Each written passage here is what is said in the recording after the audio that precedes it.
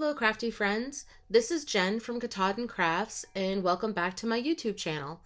Today I am featuring the Hedgehog Hollow's Nativity stamp set that's included in their November subscription box. I created this sweet slimline card with oxide inks and a lot of Copic coloring. To start off today's card, I cut a piece of cardstock 9 by 4 and I began ink blending with Distress Oxide inks and chipped Sapphire. I gave it a nice good even coat and then I added in some Mowed lawn at the bottom. I did about a third at the bottom and 2/3 at the top approximately. Maybe even 3/4 to a quarter about, and that's just to signify the ground versus the sky. But I wanted this to be a night scene, so I took black soot and then I went lightly over the top of the whole background panel. And that just gave it a nice darker look to make it look like a night evening sky. I muted the colors a bit. And I'm just working that in. I'm trying to keep a lighter hand, but yet make sure that it is muting down those colors. And then I just cleaned up my surface. I wanted you to see how quickly and easy this is, so I kept this in. And I'm just going to spritz that a little bit and then just wipe it off with my micro fiber cloth. And then that surface is all clean. And now I'm also using my distress sprayer to spritz my background and activate that ink react it with the water. And then it gives it definitely more of a starry kind of night look. And now I'm going to grab my splatter box and I'm going to take some distress paint and picket fence. And then I'm going to shake that up because you'll hear a little ball in there that will mix up the paint. And I'm going to use a little bit of an acrylic block, and I probably should have used a little bigger acrylic block for this, but I grabbed the one that was handy and a paintbrush, and then I mixed it with a little bit of water, and then I'm just going to splatter this on to give it that night sky effect.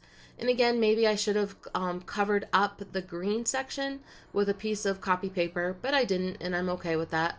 So I didn't have quite enough on there, so I went ahead and added a little bit more and splattered away.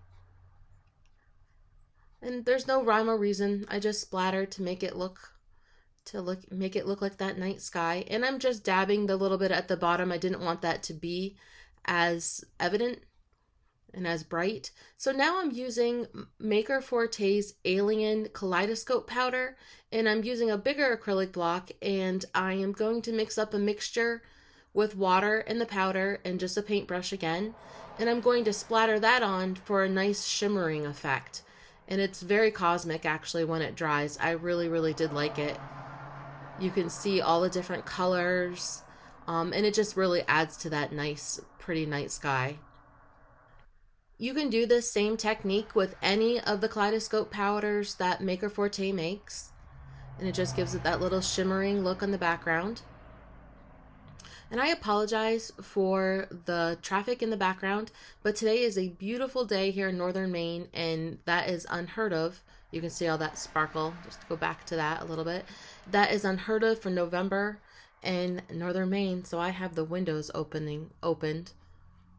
Now I'm using the new die from Trinity Stamps called Staggered Rectangle Frames, and I'm going to cut that out on a piece of cardstock, and that's going to make a lot of cool openings along with a lot of frames that I did not use today, but I'm going to set those aside to use on another project later. And now that did tear a little bit as I removed the purple tape, but that's okay because I am going to place the largest die from the large slimline with sliders set from Lawn Fawn, and I'm going to make a frame for this card out of these two dies put together.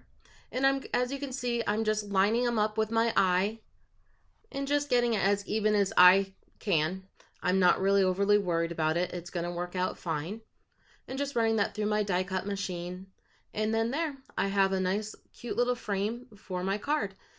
For my card base, I cut a 9 by 8 piece of cardstock and I scored it at the 4-inch mark and then just used a bone folder to get a nice crease.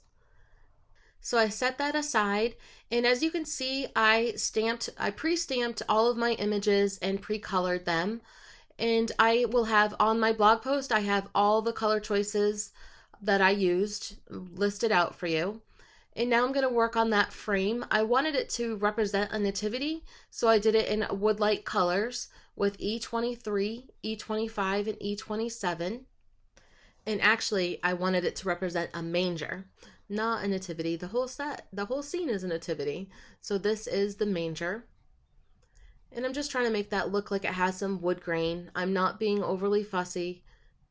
And I started with 2 layers of the E23, and then I went in with a little shading on the E25, and then I did a little bit of the wood grain with the E27, and then back over everything again just to smooth out and blend and with the E23. And I was happy with those results. So now I'm just going to use my precision tipped art glitter glue, which I absolutely love just because of that nice tip. I'm going to put that down and add that to my background that is now dry. Just put that in there even, center it, and now I'm all set to start adhering all of my little pieces, which I was really super happy with actually the way that the coloring came out on these. I like the soft colors, and I like kind of the bolder background with all of the stars and the alien shimmer. I like that. So this card it's relatively simple to actually put together. So you can, but it's a little time consuming with all the coloring, but it's not a hard card to do for sure. And I love it. I love the set. The whole November box is just brimming with products. And it's definitely, if you have not subscribed yet, this month is definitely a great month to subscribe.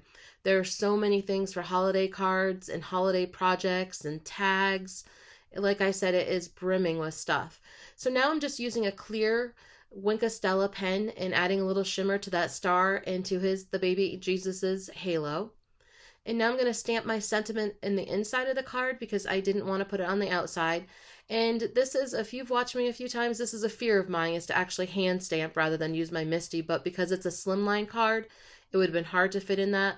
And it wasn't perfect stamping, but it will do. It was okay. And now I'm just going to add my panel to the card. And we are all done.